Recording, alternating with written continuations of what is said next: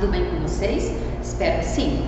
Na aula de hoje nós vamos dar início então ao estudo do nosso próximo livro paradidático, tá bom? É esse livro aqui lindo que se chama O Museu da Emília, de Monteiro Lobato, tá bom? Vamos continuar com esse autor maravilhoso nesse novo livrinho que nós temos que fazer a análise da leitura todinho, tá bom, pessoal? É o seguinte, eu quero começar a minha fala avisando, né, que quem não conseguiu adquirir o livro ainda, que procure outros meios, já que a FTD está com problema aqui na cidade, né, em sites, às vezes vocês conseguem adquirir o livro em sites, ou se encontra em PDF, para que a gente consiga trabalhar de maneira muito eficiente todo o livro, que todo mundo consiga participar então desse estudo, tá bom, pessoal? Então vamos lá. Bom, o livro é o Museu da Emília de Monteiro Lobato, ele é uma peça teatral, né? Monteiro Lobato escreveu essa peça teatral sobre o Museu da Emília, e essa peça teatral ela foi adaptada por Flávio de Souza, e essa adaptação foi feita em prosa. Então, no livrinho de vocês vai ter aqui na primeira parte um livro muito bacana, muito bonitinho, encadernado, tá bom? Ó, ele é cheio de gravuras, cheio de desenhos, tá bom, pessoal? E assim, vamos então aqui ao glossário. O que a gente vai ter aqui? Na página 7 a gente vai ter a peça original, ó, o Museu da Emília. Nós teremos a peça original, vamos fazer a leitura, elencando todas as características de uma peça teatral, como saber onde que está a fala dos personagens. Vamos analisar essa peça e fazer a leitura de toda ela, tá bom? Depois nós temos aqui a peça teatral adaptada, tá bom, por Flávio de Souza, onde ele pegou essa peça teatral de Machado de Assis e fez então em forma de prosa, ou seja, em forma de parágrafos, tá bom? E aqui nós vamos ler então a segunda leitura, será já a peça teatral de Machado de Assis adaptada, ou seja, em prosa, em parágrafos. Nós temos o glossário, tá bom? O glossário na página 87. Temos na página 93 a apresentação de Monteiro Lobato, que nós vamos fazer a leitura dele hoje, para que a gente conheça Monteiro Lobato um pouquinho mais. Nós temos depois sobre o autor que fez a adaptação, e nós temos então sobre também o ilustrador. Pessoal, se vocês já tiveram a curiosidade de olhar o livro de vocês, como eu já falei, a primeira parte será a peça teatral, ó, tem as páginas escritas, né, com a peça teatral, e nós temos as gravurazinhas ensinando aqui as cenas, tá bom? Vamos fazer a análise de tudo isso aqui.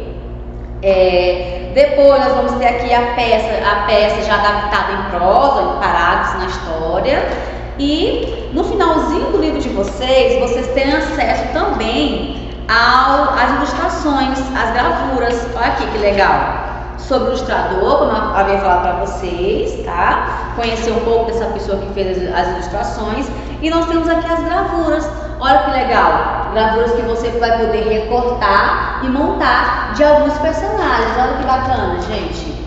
Aqui o lobo, você vai poder recortar e para utilizar, certo?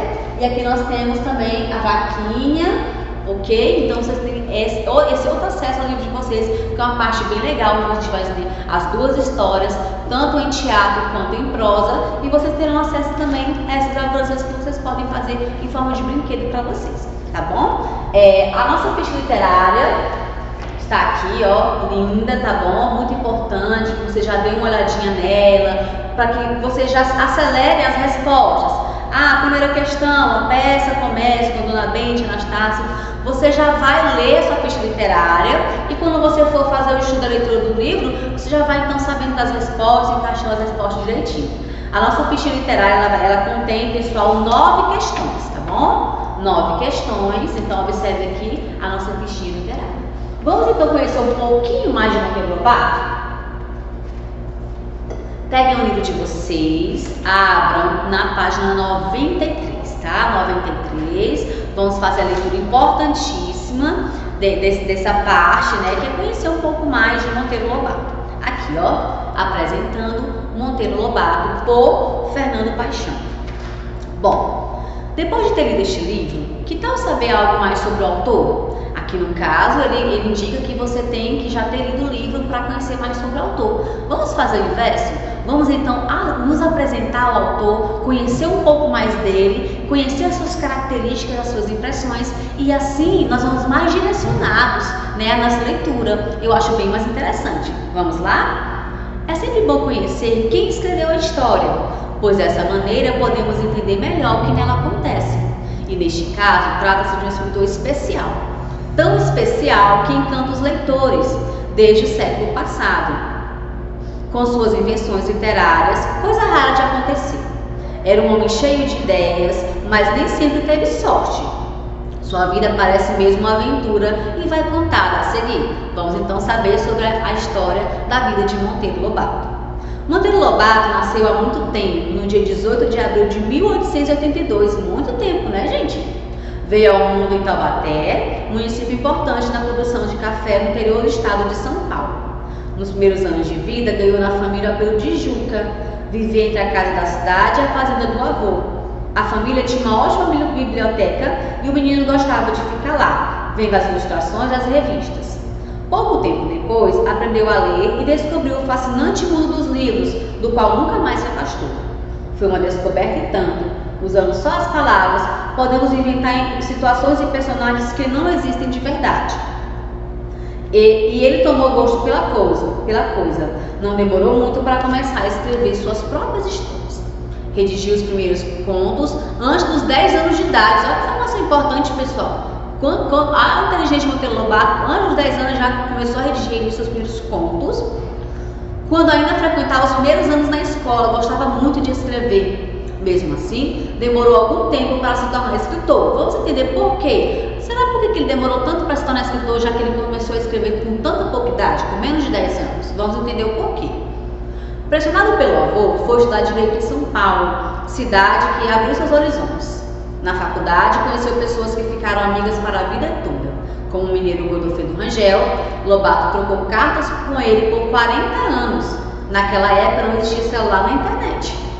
Foi quando começou a se preocupar com a situação do Brasil diante de outras nações.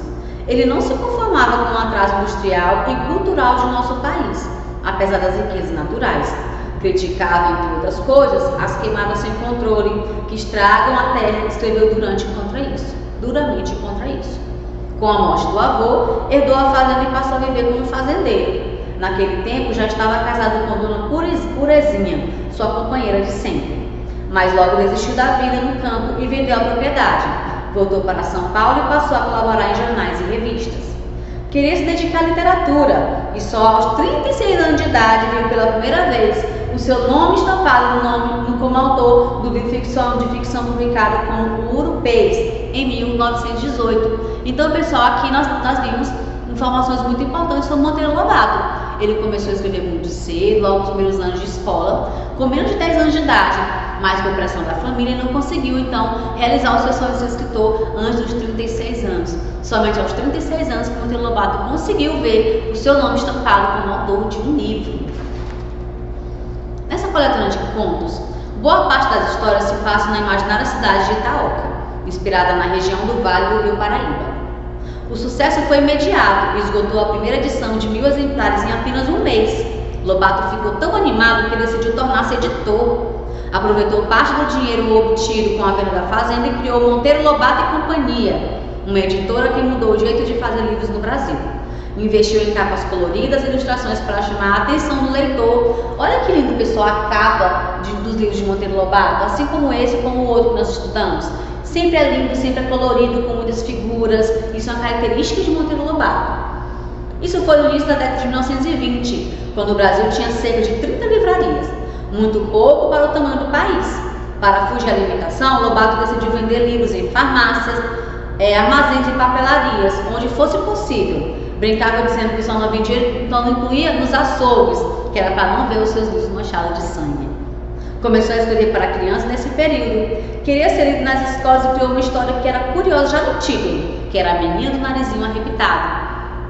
Surgiu aí o Circo Pica-Pau Amarelo, com destaque para a dupla Narizinho e Pedrinho, que tanto agradou os leitores, nós tanto gostamos e conhecemos hoje, né?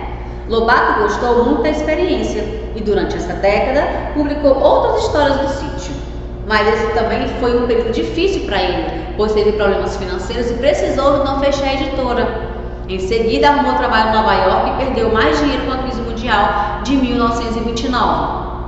Mas não desanimou. De volta ao Brasil, ele começou uma campanha para defender o petróleo nacional. também voltou a se ocupar dos livros e ajudou a criar a Editora Nacional, onde passou a publicar suas histórias. Foram anos de muito sucesso que o tornaram conhecido em todo o país. Antes dele, os livros infantis eram em boa parte escritos e impressos no estrangeiro. Havia alguns outros produtos brasileiros, mas imitavam o que eles faziam lá fora. Então, Monteiro Lobato foi o nosso primeiro escritor genuinamente brasileiro que escreveu histórias infantis, porque até então as histórias que tinham no Brasil eram somente histórias estrangeiras e, quando não muito, eram somente adaptadas ao Brasil. Lobato não queria mostrar o jeito de falar e de ver dos brasileiros daquele tempo e imaginou o sítio com seus personagens curiosos e atrevidos.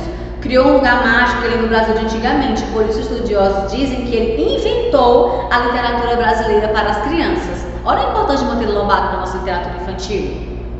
Ao mesmo tempo, suas histórias são um convite à imaginação, onde tudo é possível. Tem a boneca que fala, o visconde feito de sabugo de milho, a bruxa com jeito de jacaré e tantas outras surpresas. Escritor especial, sem dúvida. Prova é que Monteiro Lobato continua encantando os leitores no século XXI e continua nos encantando até hoje, não é isso, meus amores? Então, eu contei um pouquinho mais da história de Monteiro Lobato para vocês, algumas das suas características, e sabendo dessas características, vamos então realizar a leitura com muito mais profundidade e analisar primeiro a peça e depois a adaptação que foi feita em prosa, ok? Então, até a próxima aula, adquiram o seu livro. Já fiquem de olho então na nossa ficha literária, tá bom? E aguardo vocês na próxima aula. Acompanhe as redes sociais da Agenda Edu e um grande abraço!